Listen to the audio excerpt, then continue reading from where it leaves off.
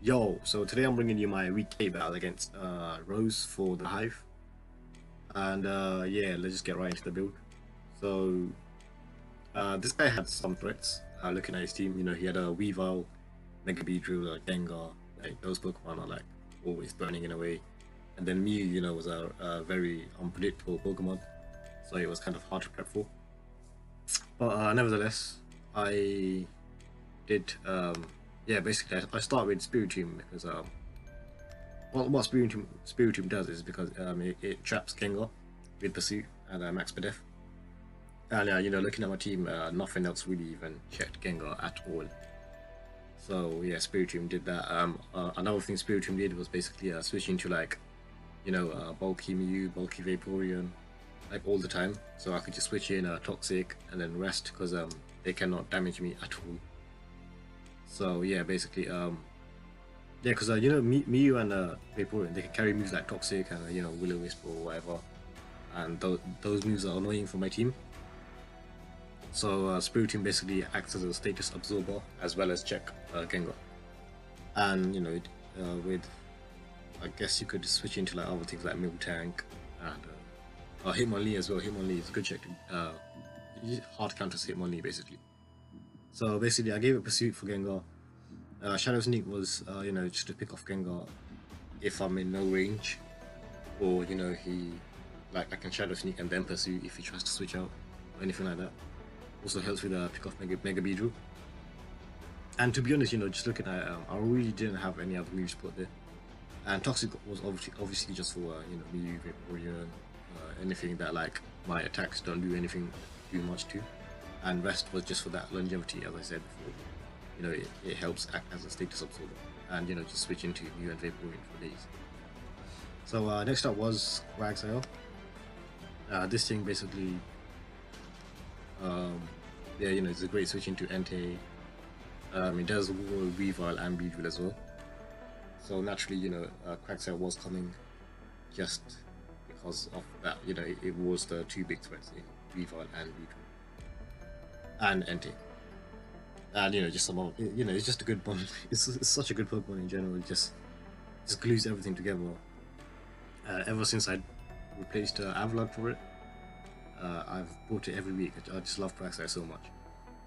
So I did make a Fizz Def just for Weavile and Mega Beedrill. That way I don't get too KO'd at all. Window Berry was for Entei, because I could see like Natural Gift coming, or Power Herb Solar Beam.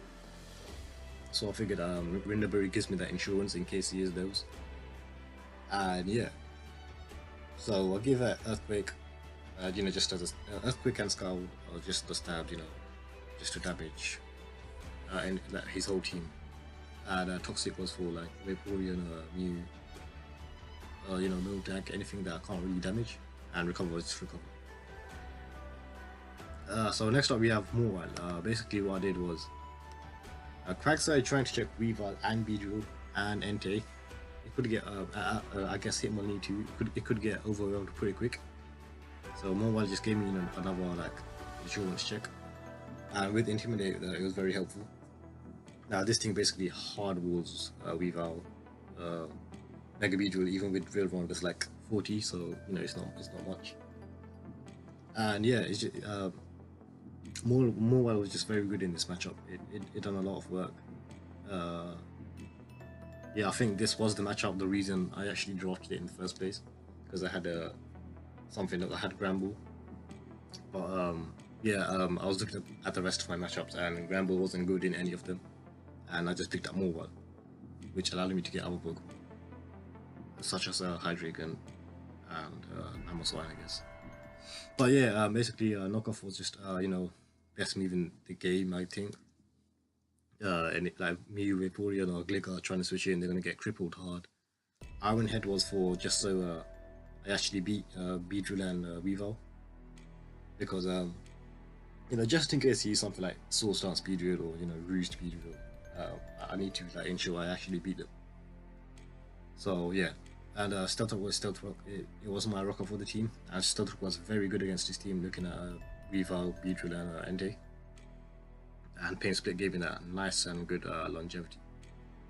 So yeah, between these three guys, I had like pretty much all his offense checked. You know, Weavile, Beedrill, and Entei between Morwell and Quagsire, and Gengar with Spirit Team, and Hitmonlee with Spirit Team as well. So now I just build my offense. First up, I go Lopunny. It outspeeds Weavile, I think. But Weavile, something else I'm going for here. I forgot. Oh yeah, Scarf Magneton. Yeah, this outspeeds Scarf Magneton and the rest of his team except Mega Beedrill, obviously. And yeah, the rest in bulk and max attack. So yeah, set is pretty standard. Return, Drain Punch, Ice Punch was for Gligar or Gligar, and Quick Attack was nice to pick off Mega Beedrill. It did like 40%, which was, you know, pretty handy. And next up we have a Hydreigon with Choice Scarf. I just felt it's really good in this matchup because, you know, I revenge kill Beedrill, Weavile, Gengar. I also switch into like a soft check like Entei and, you know, that kind of stuff. It's just it's like another check to like basically with my offense. Basically, it just kind of ensures that my offense doesn't like drop to his offense. And yeah, Outrage was very good against his team. He has no Fairy type, and his one Steel type is Magneton, which I did not see him bringing, by the way, and he did not bring it because Magneton is trash against my team because I have you know, Quagsire, Etran. It just didn't accomplish much at all. So yeah, basically Outrage had no resists, so it's very nice spammable move. Throat Chop, same power as Crunch, but it had the utility of blocking like Heal Bell, Vaporeon, or Miltank. U-turn was just U-turn, you know, nice pivot out of Weavile and do like 80% at the same time. And Earthquake was just the last move that I felt was needed, because nothing else was really needed, you know, between Outrage, Throat Chop, and U-turn. And Earthquake just hit like Entei and Gengar, just a nice kind of mid-ground play. This spread basically just outspeeds Mega Beedrill by 2 points, max attack and 40 HP. So last we have Thundurus. Now basically Thundurus' main role was to help break, because these guys, I saw him bringing like Fizz Def Mew or Fizz Def Vaporeon because of my Lopunny, and basically, you know, looking at these 5, I don't have a proper good way to break them between Mew and Vaporeon. So Thundurus' role was just that, you know, with Nasty Plot and T-Bolt. So what I could do is just, you know, switch into Vaporeon, Nasty Plot, Thunderbolt, or Sweep or whatever. Same for Mew, I could just break that. And yeah, this outspeeds Gengar. I gave it a Leftovers number and the rest in special attack. So Leftovers was very appreciated for the longevity because you know, I need to switch into Vaporeon and start Nasty Plotting and subbing and that kind of stuff. The reason I bought Sub because Bolden HPI 6 like everything on his team, bar Magneton, but again I was not really prepping for that because I knew he wouldn't bring it, and Bolt does quite a bit anyway. Yeah, so Sub was just useful. You know, I can switch in one Vaporeon, he switch out and I can sub, get a free sub, and yeah.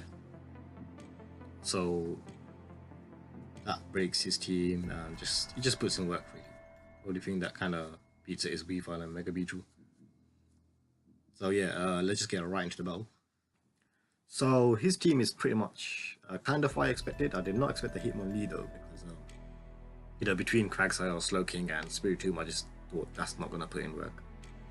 But yeah, I was surprised to see no Vaporeon. I think Vaporeon did do work against my team with that Scald, Toxic, Wish Protect, and Fizz Def set. But nevertheless, looking at it, I'm thinking, okay, his Lopunny check is Fizz Def Mew. But yeah, so I lead Hydreigon because it is Choice Scarf. You know, if he leads Mew, I can U-turn out and get some damage off and Scouted set out, and everything else kind of like just loses. So yeah, now fearing he is Fizz Def and something like Will Wisp or, you know, Toxic, and I just U-turn out, just do scout what set it is and scout the damage. Now that does 46, so I know straight away that that is not Fizz Def Mew, which I was very surprised to see, because that means he genuinely bought no Lopunny checks, I literally know nobody checks. This drops to return, and the rest of his team obviously does not check open. So yeah, I go to Thunderous. This was a weird play. I'm not sure why I went to Thunderous. Basically, yeah, Mew is a hard Pokemon to play around because you never know like what set it's gonna bring. And Lopunny did not kill with return. Well, it was a roll. It was a high roll. It was a high roll that I did not want to risk that, obviously, because Lopunny puts in work, knowing that this is not his death. And yeah, I didn't want to go to any of my wars because of, like, you know, in case he's toxic or will-o-wisp or anything like that. So I go to Thunderous, and I just Thunderbolt just for the damage, and he goes for the Z Ice Beam. Yeah, Sub-Zero Slammer just kills me off straight away. So yeah, I mean, it's not a good start. Like, yeah, he bought some weird set, did not expect that at all. I guess, you know, like Life would have been better, he would have got the KO, but whatever, no difference. So now I just go to Lopunny and just finish this thing off. One, he has no Lopunny switch-ins. And Hydreigon does get locked into a move, so Lopunny was just the best play to finish this thing off. And I do finish it off. Now, Entei comes out, I go right to Craggy, Quagsire, and he goes for the Sacred Fire. Now, judging from that damage, it has 19%. That's it's not Choice Band, it's not Life Orb, or Flame Play or anything like that. So I knew straight away that, okay, he is what I was expecting.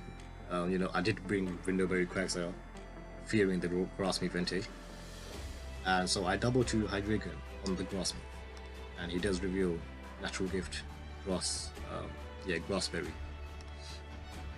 Now, I could have lived that, but I was fearing another thing I was fearing was Power Herb Solar Beam, and that would have killed. I think it just done too much damage. So yeah, I just doubled Hydreigon. Hit that damage. Now he popped his berry. Now Quagsire rules this for days. Go right back to Quagsire, the Sacred Fires, and now I just recover. I think. Yeah, recover. Because I need Quagsire healthy for Weavile and Entei itself. So yeah, here I know like Life Orb by Jump Kick, something that does 2 KO. But I was looking at his team, and I was thinking, okay, what on earth is this Lopunny check? And so I figured maybe it's Scarf Hitmonlee. So I stay in here thinking it is Scarf Hitmonlee. And I figured he's not going to high jump kick because Spiritomb is in the back. And he does knock off, expecting Spiritomb, so I stay in. Knocks off my Brindleberry as you can see there. And I Earthquake at a 73. And he knocks off again, which I guess that confirms he was Scarf. So I'll make a very good predict there. I could have maybe recovered there, obviously. If he was Scarf, and if I was thinking he is Scarf, I should have just recovered, get my health back and whatever. So yeah, he goes to Gengar, reviews the balloon. I'm not sure what balloon did against my team. I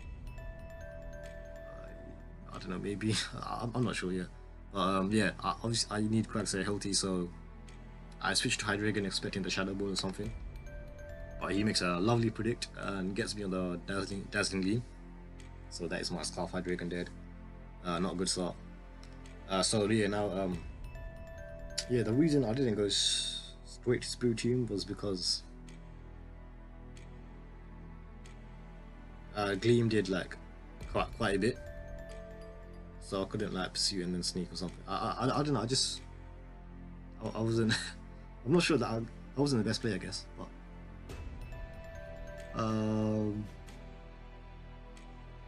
yeah, I just really expected Shadow Ball, I guess, and you know, I thought I could pick it off with Torch Shot, but he does predict me there.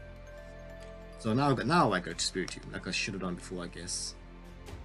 He does switch out, and Pursuit does 92, so he does die after Stealth Rock or anything else. And he goes to Weavile. I go right to Mawile.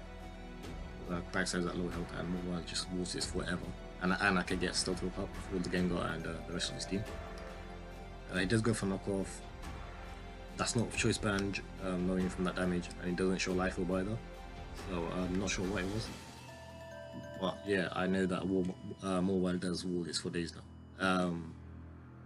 Yeah, I did bring Rocky Helmet over like leftovers because because of Weaver, because it's gonna knock off leftovers anyway. So I figured it's better to just bring helmet and get the chip with helmet as he knocks it off.